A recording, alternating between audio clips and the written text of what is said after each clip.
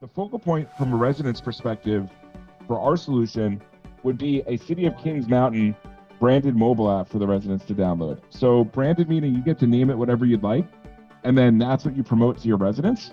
So, for example, this is a Hoskie, North Carolina. They call their app Connect to Hoskie.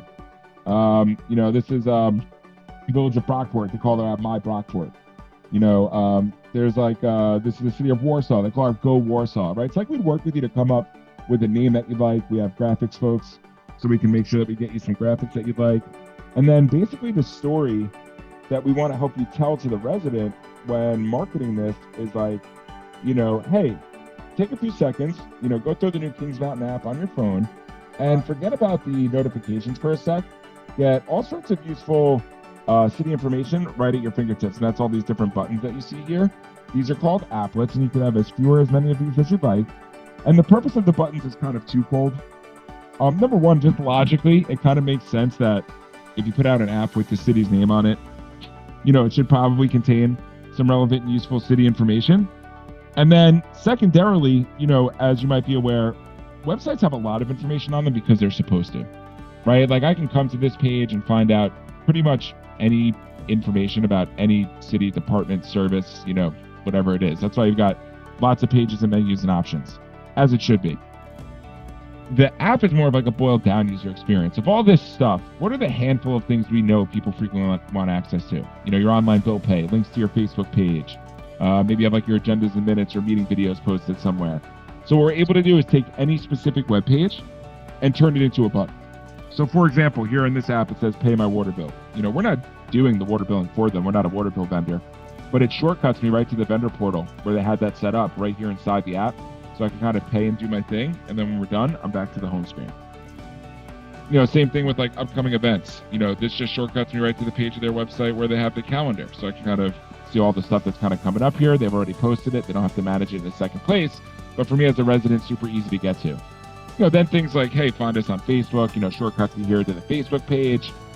And then we have in our system some stuff you can do, like if you wanted to create like click to dial directories of phone numbers, we could do something like that. Or if you wanted to highlight people, like you don't necessarily have right now on your website, a listing of like, the current, for example, mayor and council, names, pictures, bios, contact info.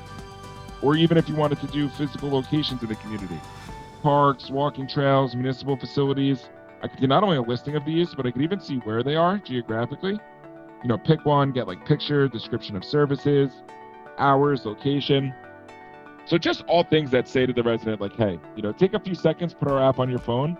If nothing else, really kind of convenient way, quick and easy way to access some of that more highly desired city information. All right.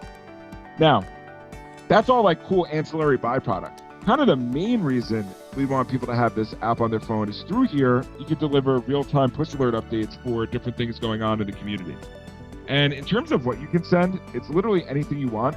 And we definitely see like a wide variety of stuff that goes through here. So looking at my phone, these are real customer apps, things sent as recently as a couple of minutes ago.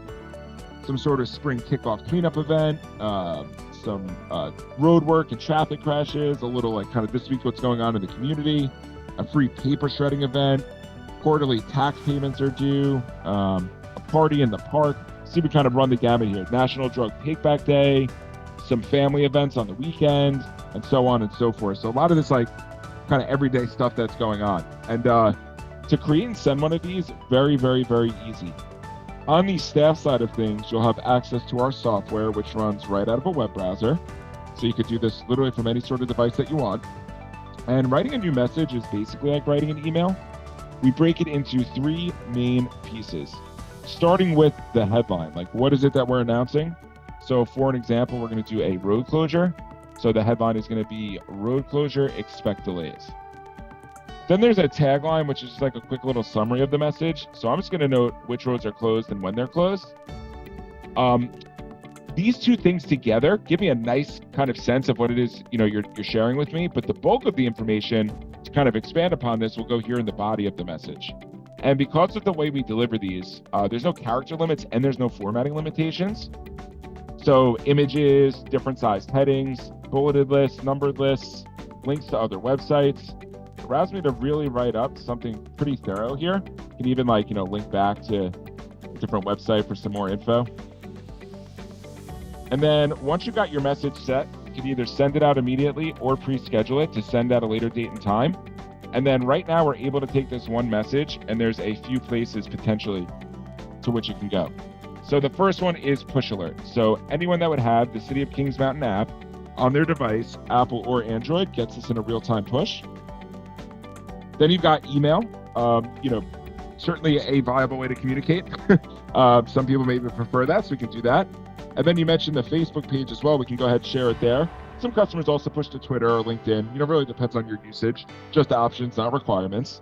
So I'm going to go ahead and hit send. Let's take a look at how this thing comes out.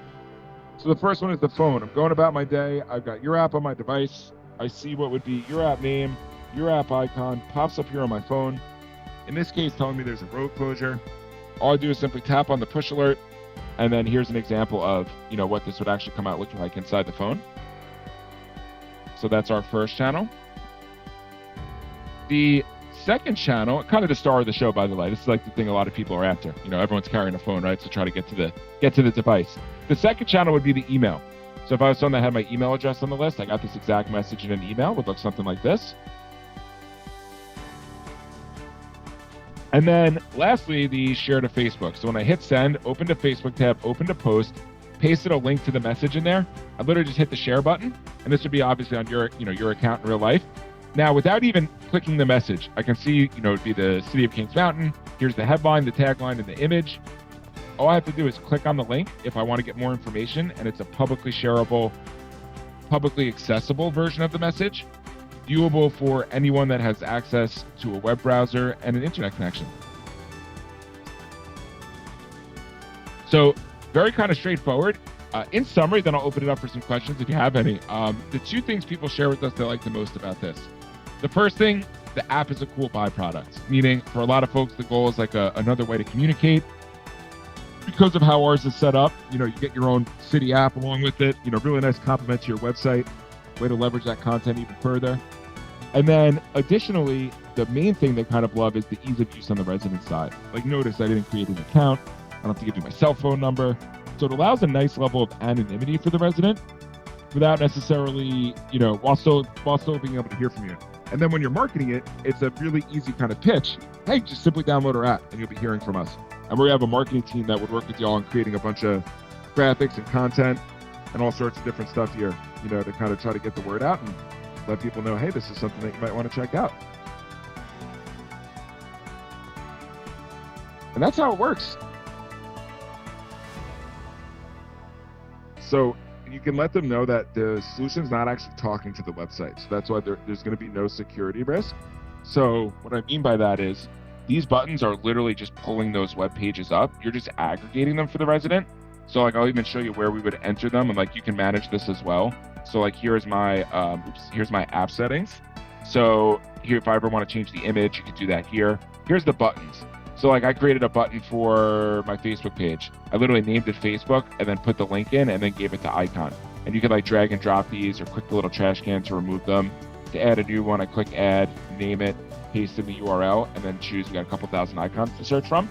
So IT-wise, the solution's not actually talking to it. So you're not exposing the city, in any way in terms of to vulnerabilities.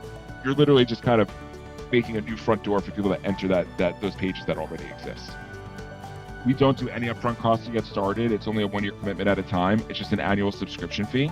It's $4,800 for a year. No upfront expense, no upfront cost to get started. And we do unlimited usage. So, unlimited staff users, unlimited remote training, unlimited support. We want to help on the marketing side as well. All of the things you would need to make it run successfully, just encapsulated in that $4,800 for the annual fee. But I think it's all what it's marketed as. Whereas my point is, if you call it an emergency tool and people get it, yes, I think they might be off-put about events and whatnot. But if it's more promoted as a community notification or communications tool, you're probably more open to the different items that come through because you don't feel I got this just for if there's an emergency, right? Versus that. So I do think that plays a part in, kind of the expectation setting in the beginning. Yeah. They're very different, right? One is drop what you're doing, look at this right now. The other's you live here, you might like this. Stay safe while riding. Join us for a free helmet giveaway. That's a community notification. There's nothing emergent about that.